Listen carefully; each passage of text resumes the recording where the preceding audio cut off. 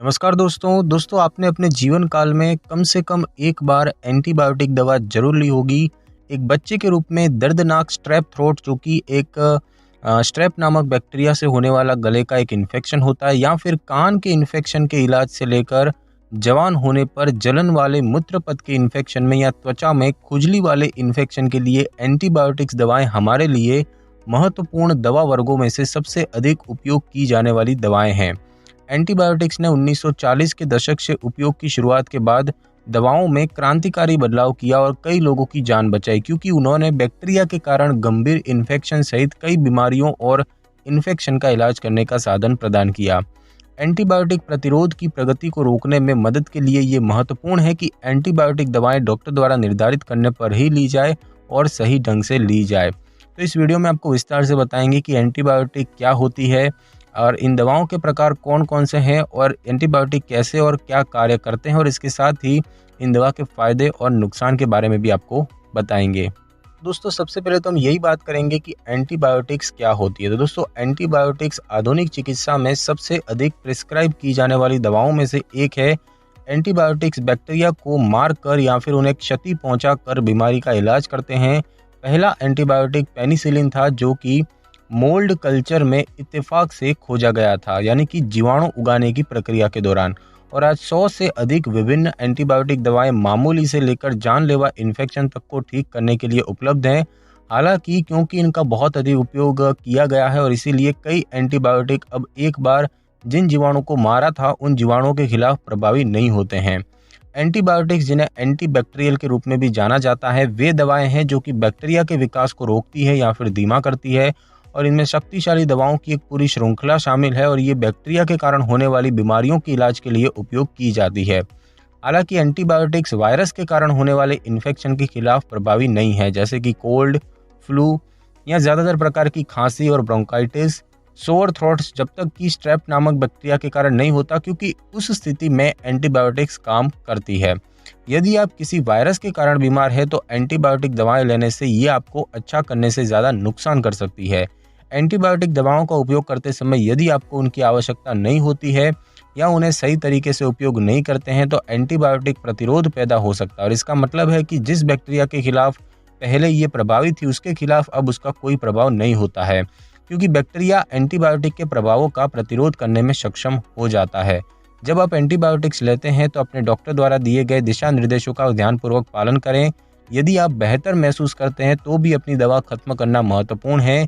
यदि आप बहुत जल्द इलाज बंद करते हैं तो कुछ जीवाणु जीवित रह सकते हैं और आपको फिर से संक्रमित कर सकते हैं। दोस्तों बात की जाए एंटीबायोटिक दवाओं के कितने प्रकार होते हैं, तो दोस्तों विभिन्न प्रकार के एंटीबायोटिक्स बाजार में उपलब्ध हैं और वे अलग अलग ब्रांड नामों के साथ आते हैं। एंटीबायोटिक्स को आमतौर पर उनके काम के तरीके के आधार पर अलग अलग समूहों में रखा जाता है।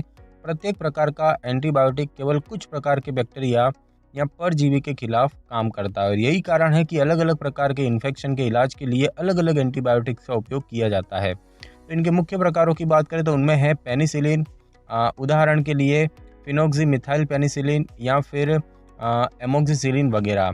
उसके बाद बात की जाए सेफेलोस्पोरिन की तो उसमें आता है सेफ्क्लोर या फिर सिफाड्रोक्सिल और सेफ्लेक्सिन वगैरह।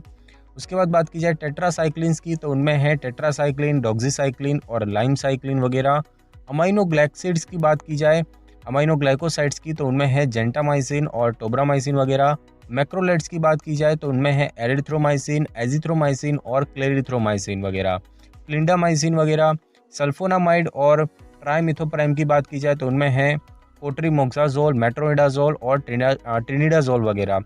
उसके बाद बात की जाए क्विनोलॉन्स की तो उसमें है सिप्रोफ्लॉक्सासिन, लीवोफ्लॉक्सासिन और नॉरफ्लॉक्सासिन वगैरह। और बात की जाए नाइट्रोफ्यूरेंटॉइन की तो वो मूत्र इन्फेक्शन के लिए उपयोग किया जाता है।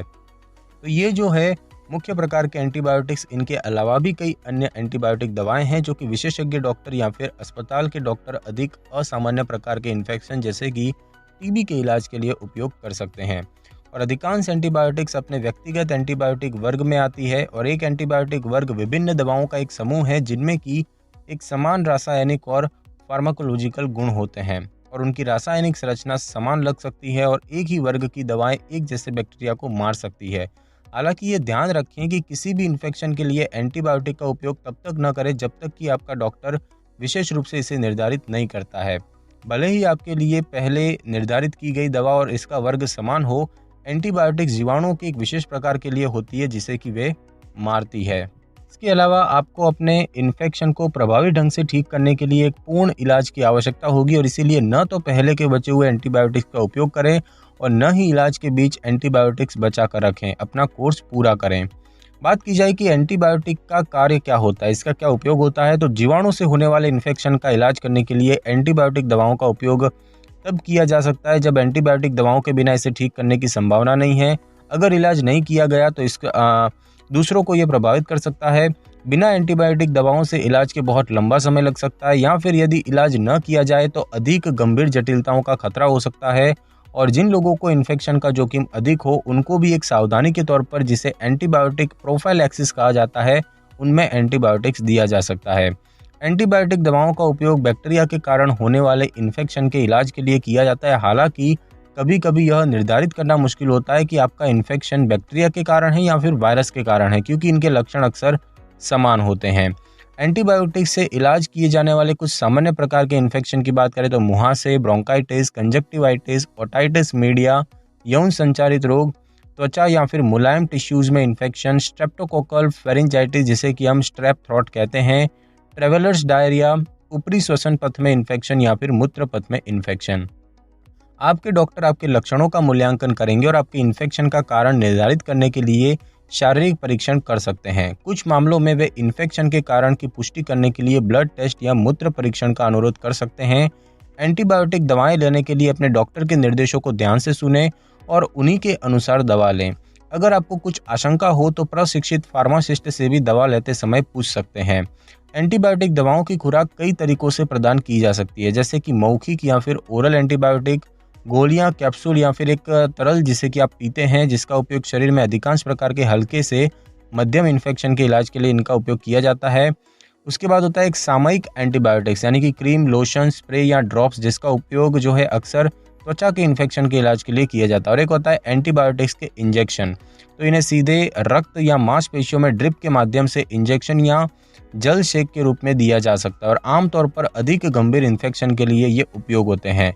एंटीबायोटिक के निर्धारित कोर्स को पूरा करना आवश्यक है, भले ही आप बेहतर महसूस करें, जब तक कि आपके डॉक्टर स्वयं आगे इन्हें लेने से आपको मना नहीं करते।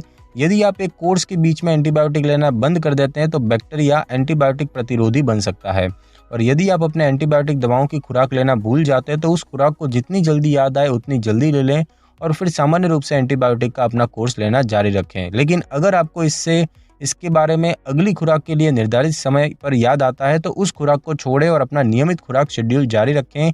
छूटी गई खुराक की पूर्ति करने के लिए डबल खुराक न लें। यदि 2 खुराक एक साथ लेते हैं तो दुष्प्रभावों का एक बड़ा जोखिम हो सकता है। हालांकि गलती से आपके एंटीबायोटिक की एक अतिरिक्त खुराक लेने से आपको कोई गंभीर नुकसान नहीं होता है, लेकिन इसके साइड इफेक्ट्स होने की जो आशंका है वो जरूर बढ़ जाएगी, जैसे कि आपके पेट में दर्द, दस्त और बीमार महसूस करना या बीमार होना। यदि आप गलती से अपने एंटीबायोटिक की एक से अधिक खुराक ले लेते हैं और इस बात को लेकर चिंतित हैं या किसी गंभीर साइड इफेक्ट का सामना कर रहे हैं तो तुरंत अपने डॉक्टर से बात करें। उसके बाद दोस्तों बात की जाए एंटीबायोटिक दवाओं के फ़ायदों के बारे में, तो ये दवाएं हमारे हेल्थ के लिए बहुत ही लाभदायक दवाएं हैं। बैक्टीरियल इन्फेक्शन और बीमारी की गंभीर जटिलताओं को कम करने, जीवाणु से होने वाले इन्फेक्शन के इलाज में पेनिसिलिन और अन्य एंटीबायोटिक्स के लाभों को नकारना मुश्किल होगा। एंटीबायोटिक्स जीवाणुओं में महत्वपूर्ण प्रक्रियाओं को अवरुद्ध करके बैक्टीरिया को मारकर या उनकी वृद्धि को रोककर हमें इन्फेक्शन फैलने से बचाती है और ये बैक्टीरिया से होने वाले इन्फेक्शन से लड़ने के लिए शरीर की प्राकृतिक प्रतिरक्षा प्रणाली को भी मदद करते हैं। लेकिन कुछ दवाएं जो कि जीवाणु इन्फेक्शन के इलाज के लिए काम करती थी, समय बीतने के साथ अब कम प्रभावी होती जा रही हैं या बिल्कुल काम नहीं करती है। जब एंटीबायोटिक का बैक्टीरिया के एक निश्चित अवरोध पर कोई प्रभाव नहीं पड़ता है तो उन बैक्टीरिया को एंटीबायोटिक प्रतिरोधी कहा जाता है। और एंटीबायोटिक प्रतिरोध आज दुनिया की सबसे अधिक चिंताजनक हेल्थ समस्याओं में से एक है। तो दोस्तों बात की जाए कि एंटीबायोटिक दवाओं के नुकसान क्या होते हैं, तो सभी दवाओं की तरह एंटीबायोटिक दवाओं में भी साइड इफेक्ट का कारण बनने की क्षमता होती है। जब एंटीबायोटिक आपके लिए आवश्यक होते हैं तो लाभ इसके जोखिम से काफ़ी अधिक होते हैं, लेकिन जब उनकी आवश्यकता नहीं होती है तब भी यदि आप इनका उपयोग करते हैं तो आप एक अनावश्यक जोखिम ले रहे हैं।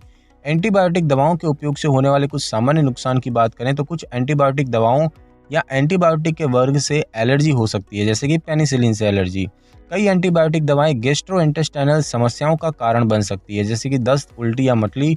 एंटीबायोटिक न केवल अपने लक्ष्य को मारती है बल्कि अन्य उपयोगी सूक्ष्मजीव जो अन्य बीमारियों को रोकने के लिए हमारे शरीर में रहते हैं उन्हें भी मार देती है।